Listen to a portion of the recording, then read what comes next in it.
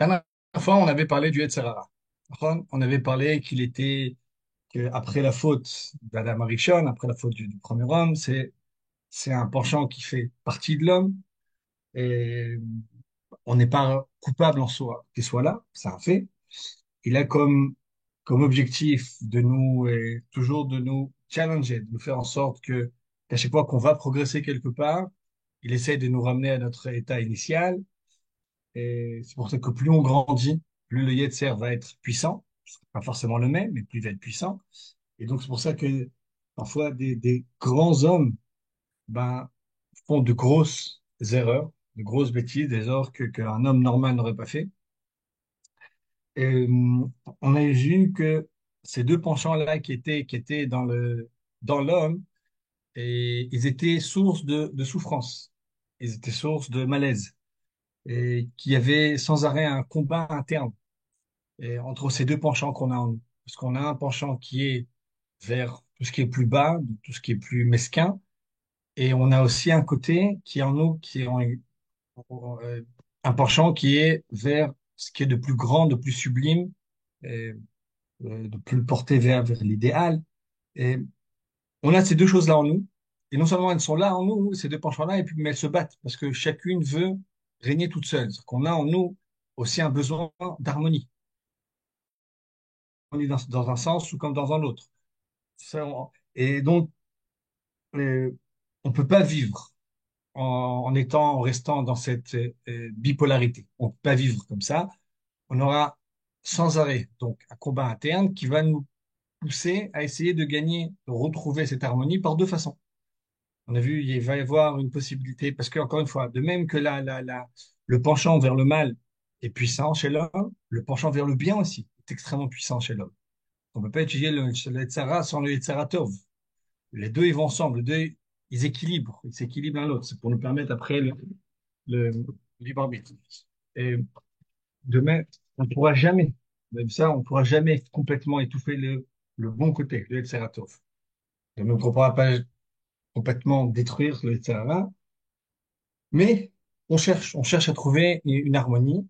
Selon la méthode donc, qu'on va utiliser pour trouver cette harmonie-là, toute notre vie va s'organiser. C'est-à-dire qu'il va y avoir une certaine société, certains individus qui vont essayer de mettre ce qu'on appelle donc le Yetzer Hara au centre de tout. C'est-à-dire que ils vont essayer de vivre de telle façon que plus rien ne les porte vers le divin. Ils vont vivre de telle façon que cette voix qu'on a en nous, cette voix de la Neshama qui nous parle, qui nous pousse, on va essayer de la faire taire absolument. On va essayer de l'étouffer. Et comment on fait ça? Ben, tout simplement en s'ancrant le plus profond possible dans la matérialité, en essayant d'augmenter tout le temps et encore la puissance de ces plaisirs matériels. Ça peut être matériel physique, ça peut être des plaisirs qui sont liés à l'orgueil, à la vanité, que ce soit au pouvoir, chacun selon, bon, c'est ses névroses. Et on va chercher sans arrêt à s'enfuir plus profond comme ça. Et il va y avoir tout un travail éducatif, quand même, une éducation pour éduquer les gens à oublier qu'ils ont quelque chose de divin en eux. On sait que dans le, dans dans les États communistes, au départ en Russie, on essayait d'éduquer les enfants qu'ils soient absolument athées, dans l'athéisme absolu. Et si on trouvait quelqu'un enseigné, par exemple, même du judaïsme, ou même une autre religion à un enfant, on pouvait aller en prison. Parce qu'on considérait ça comme euh, on considérait ça comme un abus sur un mineur. Un grand, il veut étudier des bêtises sans problème, mais un enfant, lui salir son cerveau, lui salir avec des idées qui a un Dieu, et ça, c'était quelque chose d'abominable hein, pour le communisme. Et donc, on va créer une société, on va par exemple se faire une vie, où on va mettre au centre que l'ego, on va mettre au centre là, aujourd'hui on appelle ça, c'est un peu plus, on appelle ça le développement personnel, on va appeler ça le bien-être, mais dans le sens, c'est la base de tout, sans lier ça à quelque chose d'élevé, sans lier ça à quelque chose de transcendant, et essayer de trouver tous les plaisirs de la vie autour de ça. Et Et même si ça marche, bon, ça c'est une possibilité. Une autre possibilité, c'est contraire. Essayer de sans arrêt de se battre avec le Yetzirah et essayer de le mater, ça, pas le mater, de l'amadouer, de s'en servir. Ou bien vraiment l'achniot, de le casser. On va essayer ça. Et de faire en sorte que ce qui dirige notre vie, c'est que l'ascension vers le bien. Et donc, on dit à la fin, il dit que donc notre cours à nous, il est parce qu'on a choisi la dernière option, d'essayer de mettre notre vie avec comment faire le Kaveh Sera pour pas qu'il domine notre vie. Et il est là, mais qui nous laisse, malgré ça, faire nos choix à nous et qui nous laisse tranquilles. Et, et c'est le sujet qu'on doit faire aujourd'hui, qu'on va un peu plus évoluer aujourd'hui. Mais juste l'idée d'abord que nous, hein, le judaïsme, il cherche, c'est toute une voie, ça a été commencé depuis Avraham Avinu, où on va essayer, d'abord, on est conscient qu'il y a un Yetzer Hara, il est là, on est conscient qu'il faut le travailler, on peut pas le laisser comme ça. Et si on le laisse comme ça va pourrir, il y aura un problème. On a oublié de le travailler, et grâce à ça, bah, on va essayer d'avancer. Et on a dit qu'il y avait deux possibilités. Il y a ou bien le casser complètement, ou bien en faire un allié. Toujours comme ça, quand on fait la guerre, l'art de la guerre, quand on fait la guerre, ou bien les prisonniers, ou bien ces juifs sont prisonniers, on les tue, ou bien c'est parce qu'on en fait, on les laisse en prison. Et la réelle victoire, c'est lorsqu'on arrive à les prendre de notre côté à tout, on en fait des alliés, on utilise la force du etc. dans notre service divin. Et si on voit bien dans le texte qu'on avait lu la dernière fois, hein, on est complètement c'est une image qui ressort de, de Rivka, l'histoire de Rebecca, qui avait dans son ventre ses deux frères jumeaux, Esav et Yaakov. Yaakov qui va vers les écoles, les maisons d'études, Esav qui lui va vers l'idolâtrie, même dans le ventre, qui se battent, et on voit que Rivka, elle souffre. Elle souffre de cette bataille-là. Elle se dit, Lamazanochi, pourquoi, qu'est-ce que c'est que ça? Il y a le Ramban explique qu'elle se demandait pourquoi je vis, pourquoi j'ai prié pour être enceinte. C'est pour souffrir tellement, c'est-à-dire que c'est une souffrance énorme, et que Yaakov et Esav, bon, ils se séparent, et puis quand Yaakov, il revient en Eretz Israël, il rencontre l'ange d'Esav. Il se bat avec lui toute la nuit. Et il y a une bataille qui se fait, qui se met en place, et que Esav a le dessus, bien qu'il soit blessé, mais il a le dessus, et on voit qu'il l'empêche de partir. Il dit à l'ange d'Esav, je ne te laisse partir que si tu me bénis. Et Kim Birartan, je veux que tu me bénisses. Bénir, c'est augmenter mes forces. Ok. Bénir, toujours la bénédiction, c'est multiplier les forces qu'on a. Donc, Yaakov, avant de partir, lui, ce il exige de l'ange d'Esav pas simplement le maîtriser, il ne veut pas simplement euh, je sais pas, le mettre en prison, l'attacher. Il veut qu'il devienne, que lui, il soit source de force pour lui. Donc c'est l'histoire de Yaakov et de ça. On va essayer de voir maintenant peut-être une illustration de ça. De quoi il s'agit quand on parle de ça. Ça a l'air En tout cas, même quand c'est pas encore pratique, on va voir dans l'idée. Alors moi, ce que je voulais étudier avec vous, c'est un petit résumé comme ça, ce qu'on a vu la dernière fois, même un petit peu plus. Et que d'abord, la fin du texte qu'on n'avait pas vu, c'est que cette méthode-là, la méthode d'Israël, et même si on a l'impression que dans le monde aujourd'hui, on a l'impression que c'est l'autre méthode qui est en train de régner, qu'on est en train de plus en plus de laver le cerveau des gens pour les convaincre qu'on n'est que des animaux, qu'on n'est pas plus que des animaux, que des machines, qu'il n'y a rien, il n'y a pas de divin, il n'y a pas d'éternité, il n'y a pas de vérité, il n'y a pas de morale. Il y a juste des accords comme ça. Tout peut être dit, tout est une notion de narrative. C'est pour ça aujourd'hui que ça se passe. On peut faire passer des terroristes du Hamas pour des gens corrects et pour Tal, pour des criminels de guerre. Tout est possible aujourd'hui. Il n'y a rien qui est vrai. Et on nous bourre la tête avec cette idée-là que on fait, on n'est pas grand-chose. Ok. On va résumer ça. On n'est pas grand-chose. Et dans le mauvais sens du terme. Ok. Et, et Israël, la chita d'Israël, bien qu'elle a l'air mise de côté, bien qu'elle a l'air comme ça méprisée, c'est elle qui gagne. C'est elle qui gagne du terrain, doucement, doucement, doucement, doucement. même si c'est pas visible, il y a un processus qui est souterrain. Ça, c'est le Foucault qui parle beaucoup de ça. Le Maral, il parle de ça. Le Maral de Prague, il parle de ça. Hein. C'est-à-dire il y a ce qu'on voit et dans les processus visibles. Il y a beaucoup de problèmes encore.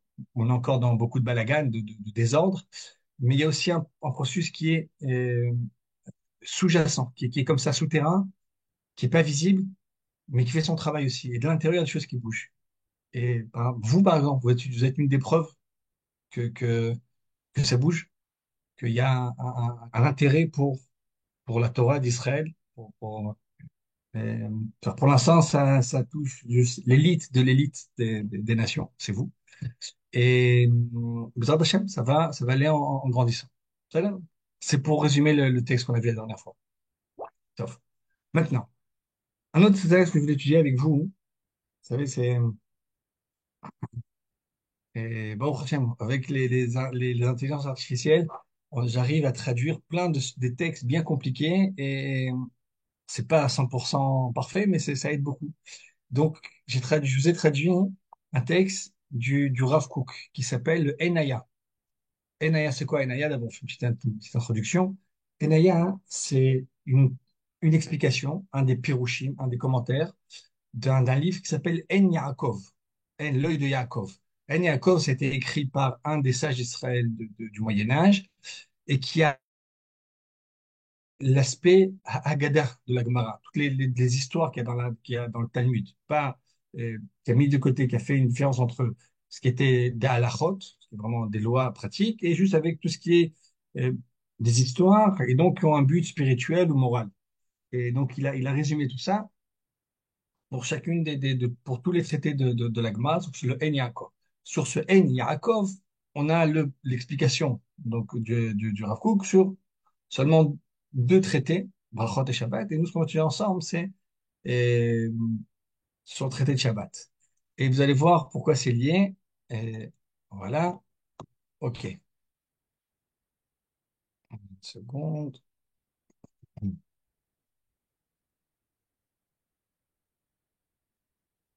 Euh, voilà.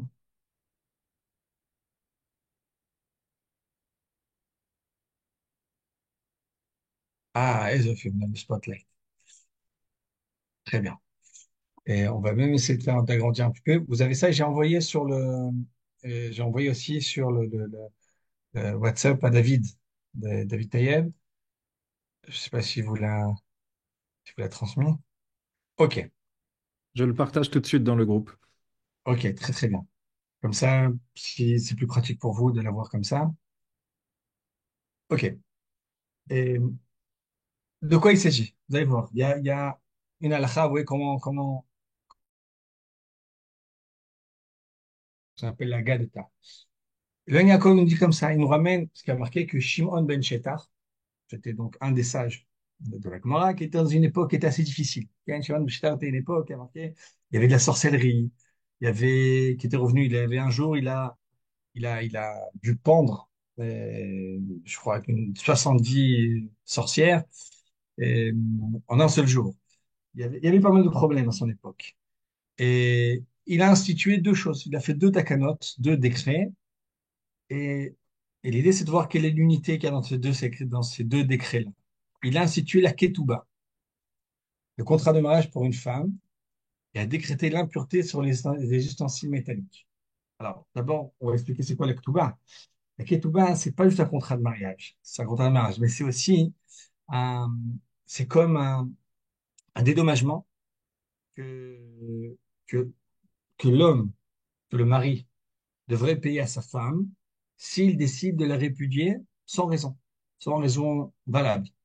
C'est-à-dire que on se marie, il y a toujours une possibilité de se séparer, mais si le mari décide de se séparer sans que ce soit validé, ça soit vraiment une raison valide après la fin, il faut qu'il lui paye quelque chose. Donc il a institué une ketouba à une certaine somme qui est obligatoire. À l'époque, on appelle 200, c'était 212, 200 pièces d'or. C'était l'équivalent c'était de quoi pouvoir se nourrir pendant toute une année. C'était la somme qui était équivalente de quoi? Pendant, donc c'était une somme qui était conséquente. Et quel était le but à ça? En hébreu, on dit quoi? Chez lotier kala be'inav lotia. Pour pas que le fait de répudier sa femme soit quelque chose de trivial, soit quelque chose de facile. En gros, il a fait ça juste pour compliquer le processus de divorce. Encore une fois, lorsqu'on cherche un divorce qui n'est pas justifié, pour, pour compliquer le- pour le rendre plus lourd. Et donc, pour pas que, que- qu'un homme répudie sa femme comme ça, il a dit, regarde, si tu veux le faire, il va falloir que tu payes une somme conséquente. Donc, c'est le premier décret qu'il a fait. Ça s'appelle la Ketouba. Et aujourd'hui encore, ça existe, cette Ketouba-là, en Israël. C'est-à-dire qu'il y a la Ketouba, il y a le Yosef est en Israël parfois. Et les juges religieux, lorsqu'ils traitent des... Vous savez, en Israël, là, les, et tout est selon la loi anglaise et la loi turque, plus ou moins, dans la vie civile. Il y a un domaine qui est selon la halakha, hein. C'est le domaine des mariages et des divorces, mariages religieux et les divorces. Donc les divorces, ça passe toujours par des tribunaux rabbiniques, et ce qu'on appelle les dayanim, des beth din et des dayanim. Et aujourd'hui, parfois, il y a des cas où les dayanim, ils mettent en exécution cette ketouba-là. Et on marque dans la ketouba des sables. Aujourd'hui, on rajoute. C'est pas juste quoi se nourrir pendant un an, on rajoute. Moi, quand mariage, je dis, ça, c'est entre 110 000, 180 000 shekels. Euh, Comment ça fait exactement en euros, vous divisez par 4. Euh, entre 40 000 euros, 30 000 et 40 000 euros qu'on doit écrire sur cette tuba-là. Et que si quelqu'un décide de quitter sa femme pour une autre jeune femme, moins jeune, parfois il y a des fois où on exige cette somme-là, cette somme-là du mari, et le maître, il doit la payer. Donc, ça, c'est un premier décret que Shimon Béchet a institué. La deuxième, bon, là, la traduction, elle est pas claire, mais on va en se voir. Il a institué l'impureté sur les ustensiles métalliques. La Gemara dit, c'est-à-dire quoi? C'est-à-dire qu'il a institué qu'un ustensile qui est en métal peut devenir impur. Ça veut dire quoi? Impur, pur et impur. Vous savez, c'est lié à... Vous savez, c'est quoi l'idée d'impureté? Pur, c'est un élément qui est capable, qui est dans son ordre naturel et qui lui permet d'accéder au Kodesh. C'est-à-dire, un homme pur, c'est un homme qui peut rentrer dans le temple. Un homme qui est impur, il n'a pas fait d'interdit, mais il est tel que il ne peut pas rentrer dans le Kodesh, dans la sainteté. Quelqu'un qui est impur, qui pénètre le temple, c'est très grave. Ça peut faire, ça fait source de complications. Vous voyez, c'est une idée qui est très importante. C'est qu'avant de rentrer dans la Kedusha, dans la transcendance, il faut d'abord euh, régler nos problèmes internes. Il faut une préparation. Il faut une préparation. C'est exactement l'idée, quoi. Euh, top, ça, c'est une des idées le Rav Kook qui dit qui est vraiment fondamentale dans le judaïsme. On ne peut pas accéder à la Kedusha si on n'a pas d'abord traité notre vie profane. C'est la vie profane. C'est-à-dire que la notion de pureté ou d'impureté, c'est une vie qui est profane, c'est-à-dire qui n'est pas dans le Kodesh même, qui est dans le monde profane, mais qui est selon son ordre, qui est comme il faut, sans rien qui la pollue. Et donc, c'est bon, et il y a cette impureté-là. Ça concerne l'homme, ça concerne aussi les ustensiles que l'homme utilise, c'est-à-dire, par exemple, un ustensile, par exemple, une assiette impure, c'est-à-dire une assiette dans laquelle je ne pourrais pas mettre dedans un sacrifice, la chair d'un sacrifice, laquelle que je ne pourrais pas utiliser pour le service divin, pour le service de la terouma et pour le service divin du Mikdash. Vous savez. Et, donc, et donc, il y a certains ustensiles qui peuvent être impurs, certains ustensiles qui ne peuvent pas être impurs. Et des ustensiles, donc, il a institué l'impureté sur les ustensiles métalliques, c'est-à-dire que les ustensiles métalliques peuvent devenir impurs. La Gemara dit, mais les ustensiles métalliques, et leur impureté, c'est de la Torah même qui est marquée. Ok. Il y a pas sûr un décret qui dit ça clairement. Alors, dit le décret est nécessaire pour une impureté ancienne. Pour quelle raison? À cause des eaux de purification. Ça, c'est incompréhensible. On- on- une impureté ancienne, c'est-à-dire qu'en principe, d'après la Torah, hein, on peut purifier une assiette en métal qui a été en contact avec quelque chose d'impur. C'est quoi quelque chose d'impur? Impur, ça peut être le corps d'un mort, ça peut être le cadavre d'un petit animal et, qui était en contact avec quelque chose comme ça, pour faire en sorte que cette assiette-là soit à nouveau pure, soit à nouveau apte à participer au service divin, au service du temple. Il y a deux possibilités. Ou bien on la casse, ok, on la casse, et après on la reforme. Le fait de la casser, c'est comme si que maintenant on la crée à nouveau, et donc à partir de là, il y a de nouveau c'est comme une nouvelle, c'est une nouvelle créature, et donc elle devient pure comme ça.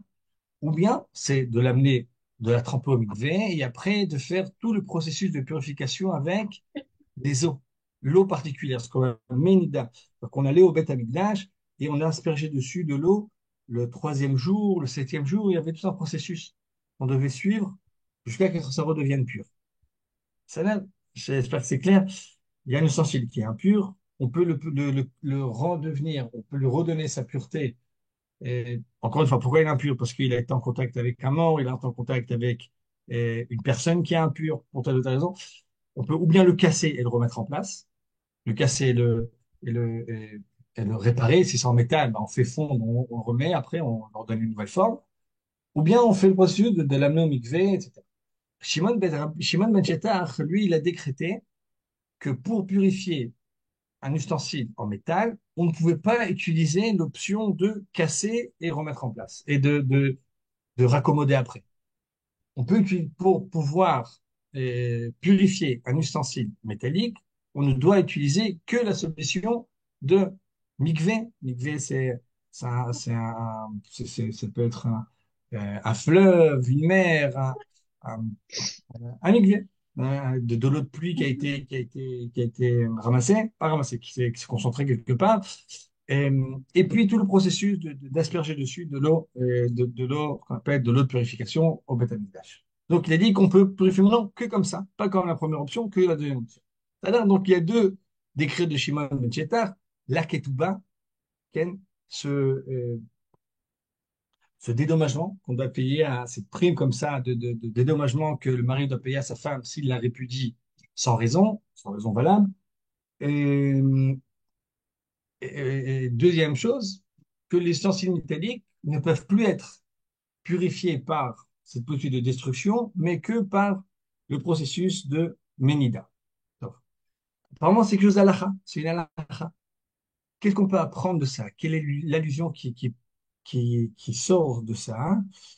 Et surtout, en quoi c'est lié à notre sujet? Vous allez le dire.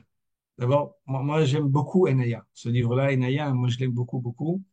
Et bon, je suis un élève, j'essaie d'être un élève du Rav Kook, mais là, c'est un livre pour moi qui est vraiment extraordinaire parce que il est vraiment brillant. Vraiment, ça montre la grandeur qu'il y a dans les textes comme ça, talmudiques, et des choses qui sont complètement anodines, ça devient vraiment enfin, extraordinaire. D'abord, quelle est l'unité? Est-ce qu'il y a une unité entre ces deux décrets-là? Est-ce qu'il y a une décret-là? Et on va voir que oui. Donc, lui va nous dire comme ça. On va voir.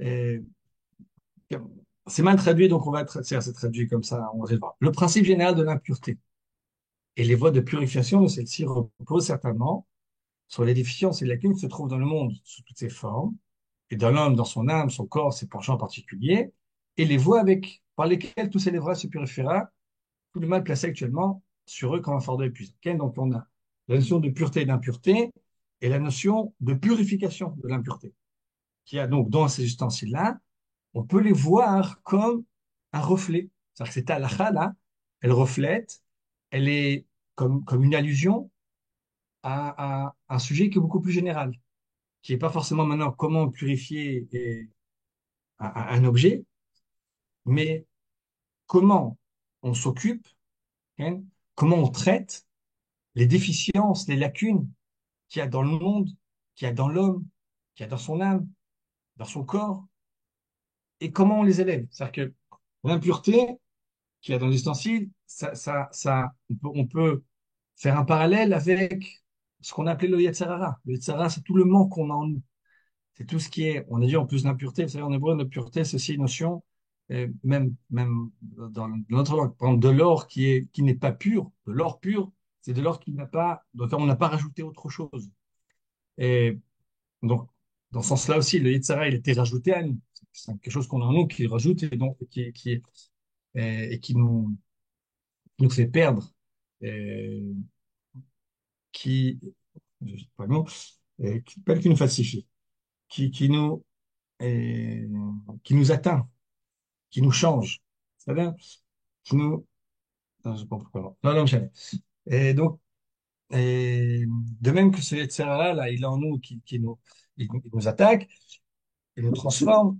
Et, alors aussi, dans l'impureté, c'est ça, c'est quelque chose qui se rajoute, qui a été, c'est-à-dire qu'on a l'ustensile, il a dû avoir un événement qui l'a changé. Et donc, l'impureté, cette notion d'impureté, ça correspond à toutes les déficiences, les lacunes, et qui pèsent sur nous comme un fardeau. Ok. Et comment purifier ces impuretés-là, c'est ce qu'on est en train de parler. Donc, comment traiter ce Yetzirah-là, ben, ça correspondra, qui nous pollue. Et moi, je veux dire qui nous alterne, qui nous, Qui nous perturbe. non, voilà, altérer. C'est le mot que je cherchais, qui nous altère, qui fait en sorte qu'on n'est plus nous-mêmes. Et, voilà. Et donc, il y a les voies de purification, ça va nous donner un remez, une illusion, une idée de ben, comment on traite ça, comment on traite ces déficiences, ces lacunes, ce Yetzirah qui est en nous. Voilà. Donc, on a dans, et là, on rentre dans ça. Il existe deux voies de purification du mal passé. Du mal qui existe, c'est pas qui est passé. Faudrait peut-être, alors que le mal est mêlé aux voies de la vie et se repent selon la part qui s'occupe. C'est-à-dire que, la phrase, elle n'est pas claire, mais comme, et on a vu ça la dernière fois, que le mal, il fait partie de nous. Il fait maintenant partie de nos forces vitales. C'est-à-dire que on a en nous des forces que Dieu a mis, que le Créateur a mis en nous, ben, qui ont pour but de notre survie, qui ont pour but de nous faire, de nous ancrer sur terre et de nous faire vivre notre présent. Et en soi, c'est pas, il n'y a aucun problème à ça. Au contraire, c'est important. C'est quelqu'un qui n'a pas ça, qui a perdu ses inst- cet instinct-là de survie, bah, il vit en danger, il y a quelque chose de, de malsain, il va falloir qu'il traite ça, il va falloir qu'il s'occupe de ça. Et le problème, c'est que dans ces instincts vitaux, il y a le mal qui s'est installé et qui va prendre ces instincts vitaux et qui va les transformer et qui va les faire grossir, qui va leur donner des dimensions monstrueuses et que cet instinct qui est en soi quelque chose de vital, d'important, de nécessaire, va devenir un instinct qui va être pour nous quelque chose de nocif, quelque chose sur qui va nous faire tomber. Et l'instinct de reproduction, c'est quelque chose qui est vital pour la survie de l'humanité. Grâce à ça, on se marie. Grâce à ça, on va avoir des enfants. Grâce à ça, on veut être proche de sa femme, de son mari. Mais lorsque ça prend des dimensions que c'est pas ça, c'est dévié. Cet instinct-là, il est dévié. Cet instinct-là, il va être complètement, c'est un instinct sexuel, il va complètement grossir. Et ça va donner source à toutes sortes de perversités, à toutes sortes après donc, de avéro, de destruction. Ok. Donc, il dit, il y a un mal qui existe et qui est mêlé dans nos forces de vie. Et donc, il y a deux possibilités. Deux possibilités. Il existe une perspective qui consentirait à annuler, à détruire d'un coup les systèmes établis anciens dans lesquels le mal et la corruption sont enracinés. Et construire avec de nouveaux matériaux du passé, des nouveaux édifices. On pourrait imaginer que comment on traite ce etc. Ben, première possibilité, ben, on va tout détruire. Par exemple, on a parlé de l'instinct de reproduction, un instinct, ou bien on va prendre, on va avoir comme objectif d'abord de complètement détruire cet instinct-là, de détruire ce constat qu'on est absolument rien. Que quelqu'un, il arrive, il est comme si il avait absolument aucune hormone qui le pousse à faire tel ou tel acte. Ou bien si on va parler de autre chose. Vous savez, le fait d'être radin. Quel radiner, ça vient de quoi? Radiner, ça vient d'une peur, une peur de manquer. Une peur, ça vient d'abord d'une inquiétude que est-ce que je serai capable ou non de survivre? Ça vient c'est quelque chose qui est emprunt. Le fait qu'un être humain soit, soit inquiété, pas inquiété, que l'être humain prenne en considération euh, sa survie et qu'il fasse en sorte qu'il ait de quoi vivre et qu'il ne soit pas dépendant des autres. C'est évidemment quelque chose de bien. Et le problème, c'est lorsque ça dépasse les limites de l'entendement. C'est quelqu'un qui dépense pas tout son argent et c'est absolument, bon, c'est être sain d'esprit. Et cet instinct qui a le radin, ça part d'un instinct de survie. Il a peur de manquer, il a peur qu'il manque. Évidemment, ça dépasse l'entendement, ça devient quelque chose de complètement fou, d'imaginaire. Et là, même quelqu'un qui a plein, qui a tout ce qu'il faut, qui a absolument, il n'arrive pas à sortir cet argent-là, il n'arrive pas à faire ce qu'il faut faire. Il a cette peur-là qui le prend, qui n'a plus rien de rationnel. Donc, on peut dire, top, quelqu'un qui va faire comme ça, bah, il va essayer de détruire en lui tout attachement à l'argent. Et que là, demain, il va vivre comme, il va se dire, puisque c'est comme ça, ben, je vais vivre comme un SDF. Je vais mettre à vivre avec rien. Et dès que j'ai une pièce, immédiatement, je la dépense. Dès qu'il y a quelque chose, pour absolument essayer de travailler comme ça, d'annuler complètement cet instinct en lui. Et quelqu'un, il y en a parfois quelqu'un qui sent une libido qui est trop forte, alors il va essayer de détruire son corps. Il y en a qui parlait de ça, quelqu'un qui aime trop manger. Alors peut-être la situation, c'est de faire des jeûnes et des jeûnes et des jeûnes et des jeûnes jusqu'à que le corps n'ait plus aucune euh, pulsion vers la nourriture. Sauf que dans le monde, c'est un système, on peut dire, bah, on détruit tout. Une fois que tout est détruit, même dans nos forces, dans nos forces vitales, et reconstruit avec ce qu'il y a. C'est une image dans le monde en général. Dans le monde en général, euh, il y a toujours eu dans l'histoire des idéalistes qui avaient comme plan ce qu'on appelle la révolution. Révolution, c'est créer une cassure. C'est qu'il y a il y a un système qui est en place. Le système en place, il est tellement corrompu, il y a tellement de mal qui est enraciné dans ce système-là qu'on ne peut rien faire. Ça, on ne peut pas laisser comme ça. On doit tout annuler. On doit tout casser. Donc ces révolutions-là, elles vont aller vont faire des attentats, elles vont faire des guerres civiles, elles vont faire des émeutes. Et le but, c'est de détruire ce qui a déjà été, le système qui existe déjà. Et essayer, à partir de la destruction du système, créer un nouveau système à la base. Ce sont les grandes révolutions. Donc on a vu les révolutions, que ce soit la révolution française, la révolution communiste, après la révolution en Iran. Et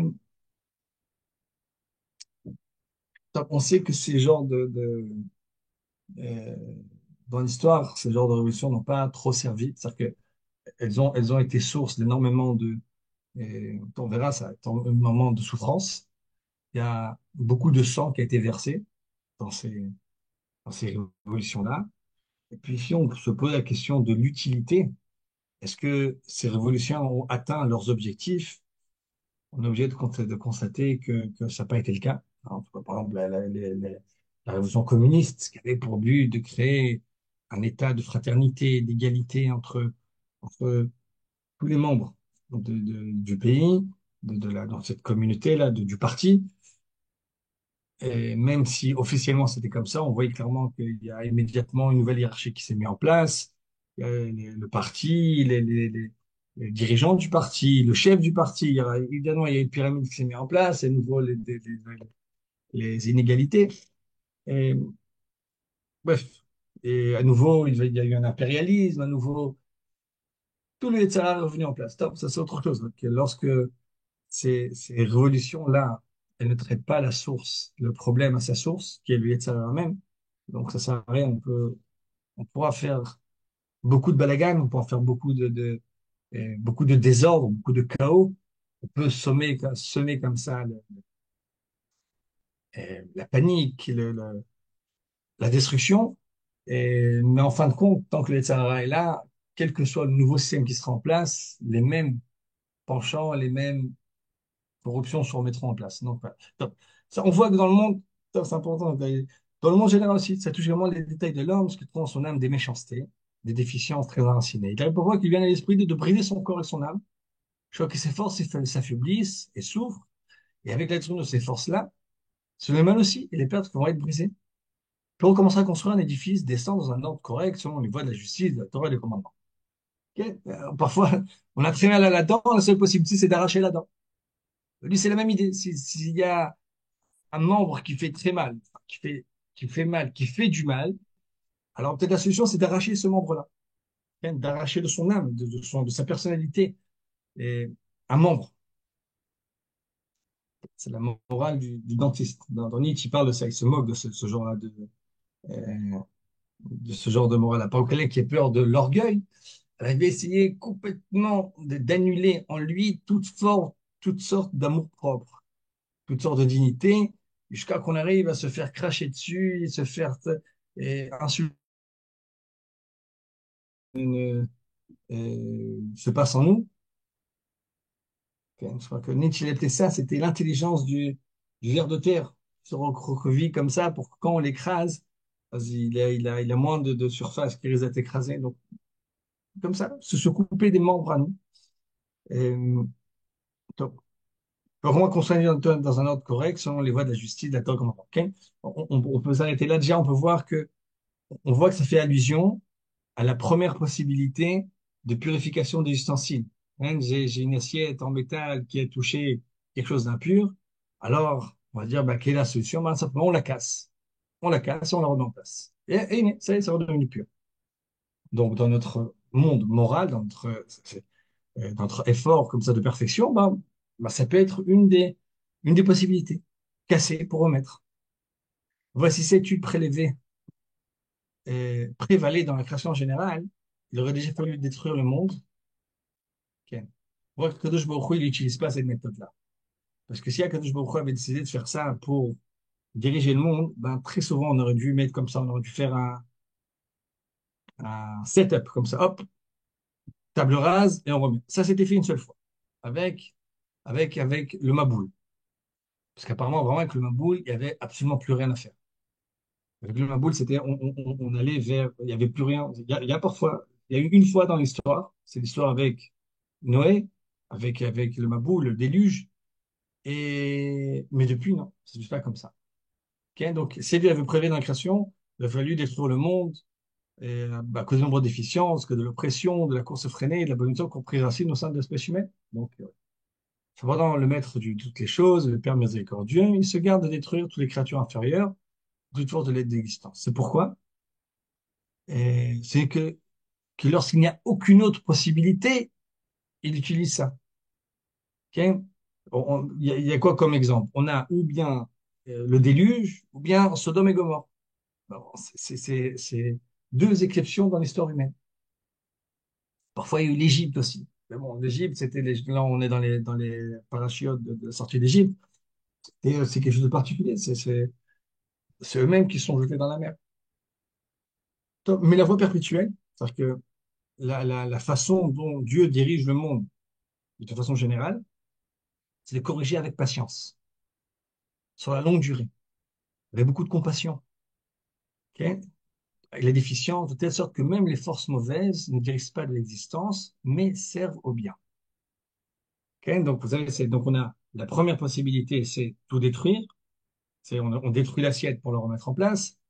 La deuxième possibilité, c'est on ne la détruit pas. On la trempe dans un mikvé, dans un fleuve. On la met au Beth Amikdash, on asperge dessus. Troisième jour. On revient encore quelques jours après. À nouveau, on asperge de l'eau. Après, à nouveau, on la met. Après seulement, ça devient pur. On voit que la perfection, le travail, ça prend du temps. Ça doit être un processus.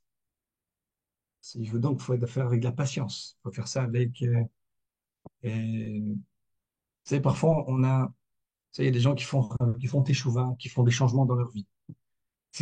Quand ces changements, ils se font d'un coup, et là, généralement, il y a de quoi s'inquiéter. Ça cause s'inquiéter dans le sens où ce qui se fait très vite, et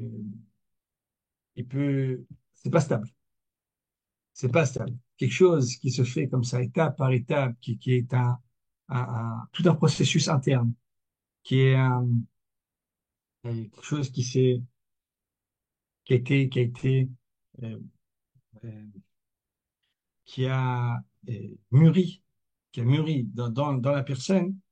Là, c'est quelque chose de stable, de vrai. Ma femme, par exemple, elle est née dans une famille qui n'était pas religieuse.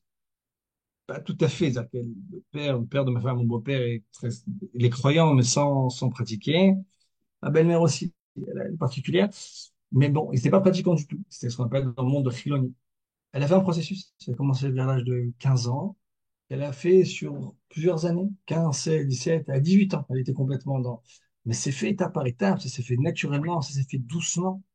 Et chaque étape qu'elle a franchie, elle s'est sentie absolument, absolument entière avec ça. Ok.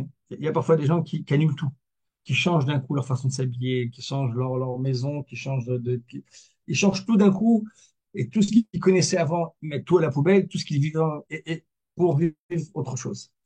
Et il y a pour qui ça marche, mais très souvent, bah, ce genre de transformation-là, c'est, ça marche pas. Ça marche pas. Ok. Et, attends, je vois qu'il est bien, il est bien. Juste, donc, on a expliqué cette première idée de Shimon Ben Shettar, de, lui, il a dit quoi? Si tu utilises la première option pour rendre pur tes essentiels, ça reste impur. C'est-à-dire, éloigne-toi de cette idée-là que pour arranger quelque chose, ça doit passer par la destruction. C'est-à-dire, il faut savoir, et une des raisons, ça, pour qu'on doit s'éloigner de ça, et c'est parce que ça marche pas. C'est-à-dire, on n'est pas capable de détruire exactement la vie. Et on va dire, bah, au prochain. Mais généralement, on n'y arrive pas. Si quelqu'un va essayer comme ça, de se confronter et de façon vraiment tête à tête avec un, un, un penchant qu'il a en lui, on dit, prendre le taureau par les cornes, etc. Généralement, il va se faire terrasser. C'est-à-dire qu'il n'arrivera pas à faire ça, complètement à annuler cette force-là. Parce que la vie, elle est là. Les forces vitales, elles sont là. Et on ne peut pas toujours, à un moment ou à un autre, les forces vitales vont reprendre le dessus. Ok. Même si je me dis, là, je jeûne, il y aura un moment où le corps et, va commencer à manger de façon absolument euh, irrationnelle. On sait, bah, c'est le système, c'est les gens qui font des régimes, euh, système du yo-yo, c'est-à-dire que quelqu'un qui se prive, qui vit dans la privation, c'est-à-dire qu'il va se priver de plein de choses, va se sentir, ça peut pas tenir. Au bout d'un moment, le corps va vouloir reprendre, le cerveau va faire en sorte que et on va se remettre à manger, il va vouloir quelques événements pour annuler le régime, et hop, on va se remettre à manger plus encore qu'il y avait avant. Ok. C'est toujours comme ça. Donc, première chose, ça marche pas. C'est-à-dire que quelqu'un qui va essayer vraiment euh, de prendre comme ça un penchant qu'il a en lui, essayer de l'annuler complètement, de le casser complètement, de le détruire, il n'y arrivera jamais. Il n'arrivera pas. Et donc, on reste impur. L'autre tendance, ok, divine dans la conduite divine, est à utiliser même les traits les plus vils pour une finalité bonne. Et on voit cet exemple avec Shimon Ben Shetta. Le deuxième exemple, la Ketouba.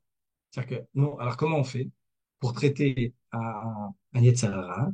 On a vu donc la mauvaise méthode. C'est quoi la bonne méthode? Une des bonnes méthodes, il y a plusieurs possibilités. D'abord, c'est de bien comprendre d'où provient ce Yetzer-là. C'est-à-dire, ce Yetzer qu'on a, voilà, ce Yetzer, ce penchant qui est devenu quelque chose de monstrueux, qui est devenu quelque chose de négatif, qui maintenant va faire du mal à moi pour pas faire du mal aux autres, ça vient d'où? Et comment on peut utiliser ça à bon escient? Là, chez Rabbi Shimon ben Zedek, avec la ketouba, ça donne un exemple vraiment flagrant. Que parfois, on utilise un mauvais, vraiment mauvais penchant, pour quelque chose d'absolument louable. Alors, c'est quoi la ketouba? Quand on regarde comment le Rav Kook regarde cette notion de ketouba-là, comment ça nous apprend, ça nous donne un modèle. Il dit dans l'humanité, il n'y a rien de plus sacré, de digne, de vénération que la sainteté de l'alliance maritale, que le mariage. C'est quelque chose de kadosh dans l'humanité, c'est même pour tout le monde. Ça permet des familles, ça permet de mettre, d'amener la vie, d'amener la vie à des enfants, pour qu'ils soient équilibrés. Ça permet à développer l'amour, la confiance, la stabilité. Il n'y a rien de plus grand. Ça, vous savez, par exemple, cette phrase-là, moi j'ai des élèves qui mettent ça dans leurs invitations de mariage. Bon, ouais, mettre ça en hébreu, il n'y a rien de plus sacré de l'innovation que la sainteté du mariage. Pourquoi la Torah cherche à nous guider pour que la maison d'Israël ne soit pas bâtie par la croissance et la force, mais plutôt par la reconnaissance intérieure qui pénètre dans les âmes. Et, bref, en Israël, une seconde, je- c'est mal traduit, donc j'essaie de voir en hébreu une seconde. Oh, c'est pas dommage. On veut qu'il y ait une maison, mais on veut que cette maison-là, elle soit pas fondée sur la force. C'est-à-dire, la Torah a laissé à l'homme la possibilité d'arrêter le mariage. L'homme ou la femme. C'est-à-dire que c'est pas comme, il y a une notion, hein, c'est pas un mariage catholique. Si dans d'autres religions, on considère que le mariage, c'est quelque chose qui est interdit, absolument interdit d'arrêter. Dans la Torah, il y a une possibilité de divorce, on appelle ça le guet. Pourquoi? On veut pas que le lien du mariage ait quelque chose de, d'obligé, que ce soit euh, quelque chose qui nous soit imposé. On veut que ce soit un choix. On veut que ce soit par une reconnaissance. Parce que lorsque je me lève le matin et que je suis encore marié à ma femme, c'est un choix que je fais tous les jours. C'est pas quelque chose qui m'est imposé. C'est pas quelque chose qui m'oblige, qui m'étouffe. C'est un choix. Donc, il y a la possibilité de divorcer. Il y a cette possibilité-là. Mais c'est un côté. Ça, c'est un côté. Donc, la Torah permet le divorce. D'un autre côté, on sait qu'on veut que le mariage perdure. On sait, on voit ça aujourd'hui, que euh, les civils, comment dire, on veut que le mariage perdure. On veut utiliser cette option-là de divorce vraiment comme dernière option. On veut que cette option de divorce, ce soit uniquement dans des cas où c'est vraiment justifié, où vraiment euh, la situation euh, nous oblige presque au divorce. Alors, on veut que ça soit vraiment comme la dernière des possibilités. Quand même, vous savez, par exemple, dans les sociétés, dans la société israélienne, euh, dans les sociétés religieuses, où la notion de divorce n'est pas très acceptée, c'est-à-dire pas très bien vue, et, et ce qui fait que quand on divorce, c'est vraiment lorsque on est à bout du rouleau, qu'il n'y a plus rien à faire. Ben, ce qui se passe, c'est que d'abord, on voit que de facto, il y a beaucoup moins de divorces, c'est-à-dire que dans les milieux orthodoxes, bah, plus des milieux ils sont proches de la Torah et de l'orthodoxie, moins il y aura de divorces. En moyenne. Il y en a aussi, mais en moyenne, en pourcentage, si en général, c'est comme on dit qu'il y a 40% des couples qui se marient qui divorcent après, dans les milieux religieux, c'est beaucoup moins. Et moi, je connais un Dayan, un juge religieux, c'est mon maître, légèrement dans les milieux très orthodoxes, dans les divorces, il y aura toujours un des deux partenaires, le mari ou la femme, qui avec une certaine déficience, une certaine déficience mentale. Il y aura toujours, pas mentale, pas forcément psychologique. Il y aura un problème, il y aura une maladie quelque part, il y aura quelque chose de pas équilibré dans les deux personnes. Et pourquoi? Parce que si on n'arrive pas vraiment à quelque chose d'extrême, on va tout faire pour que le mariage continue. Et non seulement on fait tout le et puis on vivra bien. C'est-à-dire que Dans le mariage, plus on travaille, plus on est motivé à travailler, ben, plus on a des fruits après, plus on a des résultats. Et non seulement il n'y a pas beaucoup de divorces dans ces milieux-là, et puis les mariages, ils sont heureux. Hein, c'est pas juste, ils divorcent pas, mais ils sont malheureux. Non, non, ils divorcent pas, mais ils sont heureux. Parce que le fait de mettre une barrière, le fait de te dire, de se dire que euh, si je vais divorcer, ça va être mal vu, parfois c'est un problème social, ça va être mal vu, pas accepté, ça, je vais décevoir plein de gens. Bah, le fait de se dire ça, que c'est pas une option, même bien que ce soit une raison, mais que c'est pas une option facile en tout cas, bah, ça nous oblige à travailler énormément. Ça nous oblige à évoluer. Et comme dans toute chose, quand on travaille, il y a des résultats. Et quand on travaille et qu'il y a des résultats, ça fait que la vie de couple, elle est heureuse, elle est harmonieuse. Et, donc, c'est même société où il n'y a pas beaucoup de divorces, il y a aussi beaucoup plus de joie dans le couple. Hein. Il y a beaucoup plus de joie dans le couple. Donc, Shimon Ben Shettar, il a voulu aider à créer cette situation-là, que divorcer, c'est dur, que divorcer, c'est pas facile. Et il va falloir payer un prix. Ok. Alors, qu'est-ce qu'il a fait? Et il a utilisé un Yetzirah qu'on a en nous, qui est le Yetzirah de la radinerie. Ok. Lorsque la force morale a diminué, que l'insacré du mariage s'affaiblit. Shimon Shettar a jugé bon d'utiliser des incitations financières pour réveiller le statut du mariage et renforcer ses fondements. Donc, ce n'est pas facile à ses yeux de le dissoudre. Ok. Bien sûr, la Ketouba, en utilisant une force intérieure de l'avarice et le calcul monétaire. Ok. Vous savez, c'est quoi la Ketouba? La Ketouba, on a un exemple flagrant de comment on utilise des forces du mal pour quelque chose de bien. J'utilise la force qu'il y a dans l'homme, qui est l'avarice, pour dire, regarde, ah, tu veux, et grâce à ça, j'arrive à créer comme un rempart au mariage. Évidemment, si quelqu'un, il divorce pas de sa femme que pour des problèmes d'argent, ce genre de couple-là, il ne vivra pas très heureux, mais c'est un fait. Plus quelqu'un, est- est-